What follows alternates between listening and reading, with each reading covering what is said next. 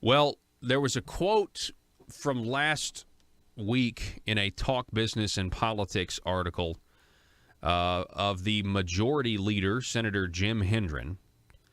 The majority leader, Senator Jim Hendren, said that they are close, but they don't have the votes yet. And I think that was in an article on the special election of District 16, which has, from what I can tell, only one non-establishment candidate running, which is Mr. Bob Bailey. So the non-establishment candidate's not going to vote the way they want them to. The establishment candidates obviously would vote the way they want them to. Hey, before we get to this, though, can we go down memory lane one more time about Senator Jim Hendren? After Senator Jim Hendren put forth a bill in 2015 to, quote, end Medicaid expansion, and he, in fact, did not end Medicaid expansion, and conservatives were misled at the very least. And we have the audio. We went over it last week.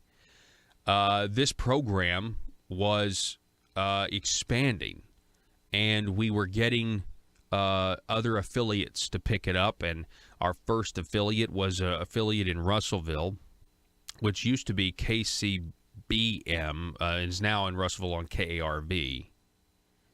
And so it was interesting that Senator Hendren was going to speak at the Tri-County Tea Party in the Russellville area. And so I decided, and what the program was telling folks the truth, just like we're doing now. We were getting out there. We were saying, hey, guys, we're being lied to here, basically, because the program doesn't do what they say it's going to do. They actually want to keep it. They actually want to continue giving hospitals a guaranteed revenue stream, guaranteed by us, the taxpayers. And so, it's growing government. It's not doing what they say it's going to do. And I thought we were Republicans here. Basically doing the exact same thing I'm doing now. So I go and I decide to do I did the show, from the affiliate in Russellville, and then I decided to attend this Tea Party meeting, and because I wanted to hear what Senator Hendren had to say to this group of Tea Partiers, because, when he was in front of a bunch of conservatives in the basement of the Marble Palace, he was saying how he just trust him, he's going to end the program, and in fact, the cat was out of the bag. His bill didn't do that. Matter of fact, it said we have to guarantee coverage for the new population. So I go and I listen to the majority leader of the Arkansas Senate, and he has a slideshow, and I am part of the slideshow. It was very awkward. I was in the audience. And he puts my picture up on the slideshow and criticizes me because our whiteboard a couple of weeks prior to this said task farce. Because, and that obviously has been a phrase that has stuck, because they want to govern by task forces, and I think they're a complete joke and a farce and a way to actually disenfranchise our duly elected representatives to represent us, because instead you only have a few special legislators that get to make decisions on our behalf, and it's very frustrating to me. And I thought to myself, good grief, I'm right over the target. If the majority leader of the Arkansas Senate is going to new broadcast areas where we are now in a new population of people across Arkansas, and we're speaking our truth, and he's going to the Tea Party, and he's putting my picture up and telling them that I'm actually wrong, I thought, wow, what a compliment. So I just figured I'd just tell you guys that. That's a nice memory lane stuff. So Senator Hendren over the weekend tweeted this. Joe, throw this up on the screen. Senator Hendren tweeted that his prayer, he said, quote, "My prayer for the Arkansas legislature as we prepare for fiscal session. Lord, let us do what's right for the people. Let us seek your will. Let us do what's best regardless of political consequences. And please, dear God, let us never look like Congress." So that's his prayer. He put that out on Twitter. Now, he actually put it in quotations. He said, my prayer for the Arkansas legislature for the fiscal session is, quote. And so I thought, is that him quoting? Because you don't need to put quotes because it's you on Twitter. So everything you say is you. So I was like, is that a quote from something else? And I Googled it, and I couldn't find it. I didn't spend an exhaustive amount of time on it. I probably spent 5 minutes just, I put that in. I couldn't find it. So it could be, attributed to somebody else. But regardless, I got to thinking about this tweet over the weekend, and I thought to myself, is Senator Hendren once again saying that he doesn't have the votes to pass Obamacare Medicaid expansion in the fiscal session? And because when he says at the end here, let us never look like Congress, well, what does Congress look like right now? Well, Congress is shut down. The government is shut down. Congress isn't shut down, but the government is shut down. And so what he's saying is that makes everything look bad and dysfunction. And so let me game this out for you. The funding for Arkansas Works Obamacare will be in the DHS appropriation. Now, it is entirely possible to separate the two and have an up or down vote on just funding for Arkansas Works and then an up or down vote for the rest of the DHS budget. But Jim Hendren, being Asa Hutchinson's nephew, is never going to let that happen because he is all about protecting the status quo and protecting the crony capitalism and protecting your taxpayer dollars going to insurance companies like Blue Cross Blue Shield every month to the tune of $500 per person per month. There's 300,000 people in the program, or I think they said the other day 280,000 is what it's been reduced to. That's still a gargantuan amount of money. And so that's his goal, is to keep that. And I thought we were Republicans, but apparently not. So does that mean if they're not going to separate it out and we're going to be in the same situation that we were in back in 2016 where it just says, hey, we're not going to fund the DHS budget, and then you're at a gridlock. You can't get to the 75% threshold. So is this indicating that they don't have the votes? That's my question, because I'm speculating here, but what I'm speculating is that Senator Jim Hendren saying, and please, dear God, let us never look like Congress. To me, that says if we get to the same point we were in 2016 and you don't have the votes to the 75% threshold, what happens? DHS just doesn't get funded, and to Jim Hendren, that would mean we look like Congress now.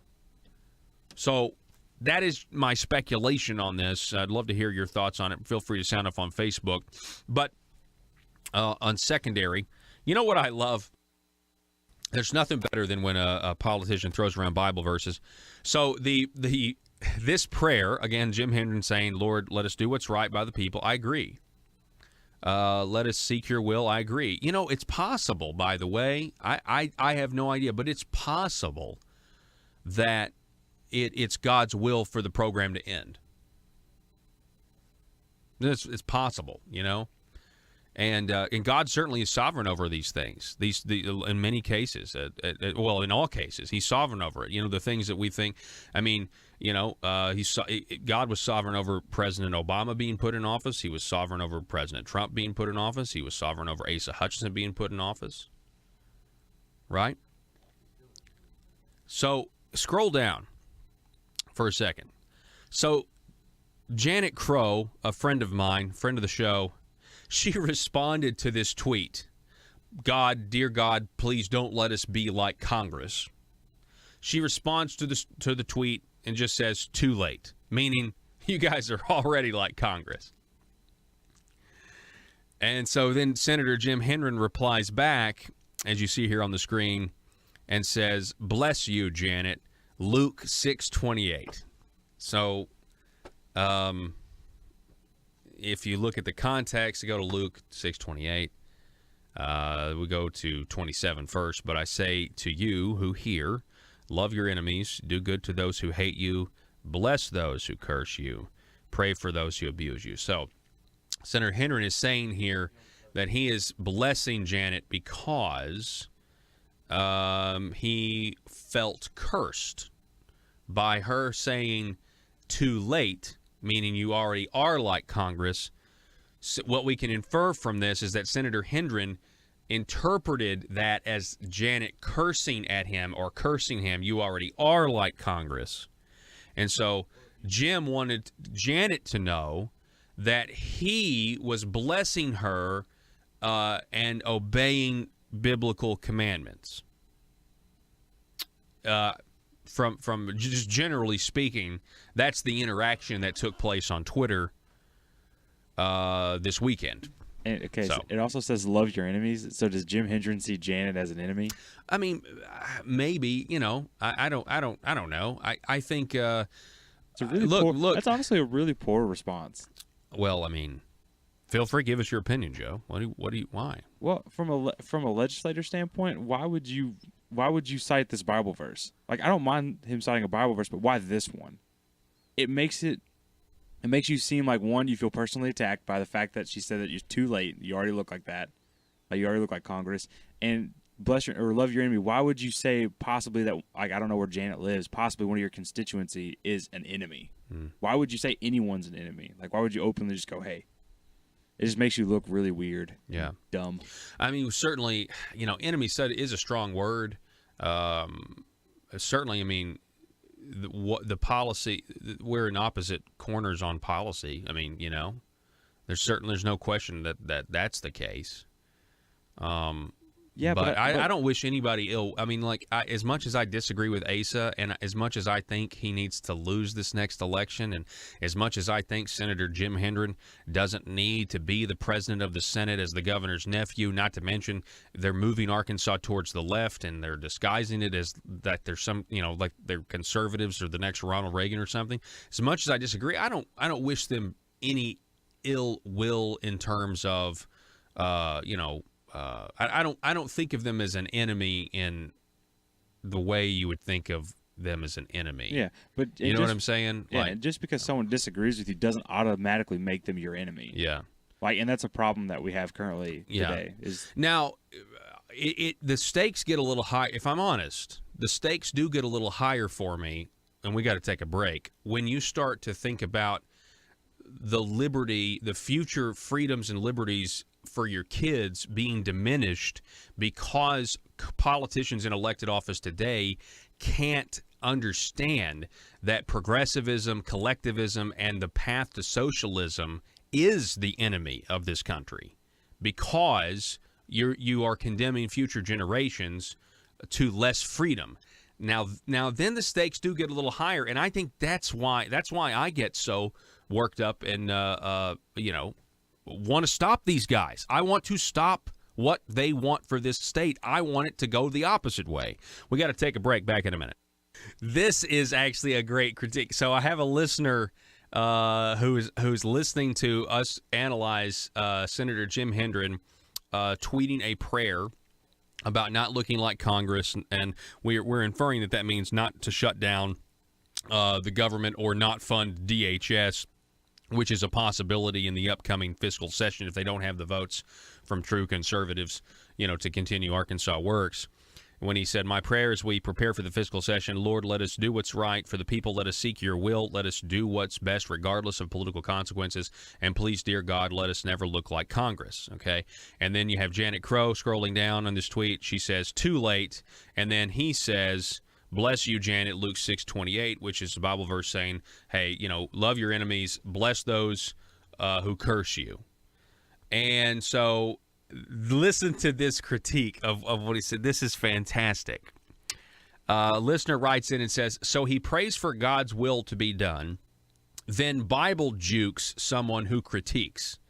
Sounds like he's convinced God's will is his will. The prayer was for show, or he's trying to guilt people into agreeing with him by being the spiritual one. Interesting how that can come across. Now, it's a very interesting text, listener. But yeah, and that's why I said earlier, okay, pray for God's will to be done. But are you willing to accept if it's God's will for Arkansas Works to not get funded, or DHS to not get funded, or the government in D.C. to shut down, or, the government in Arkansas to get shut down, or Asa Hutchinson to lose a primary to Jan Morgan? I mean, that's an interesting question. I mean, I'm okay with it because, I mean, who wants to be outside of the will of God? Not me. Back in a minute.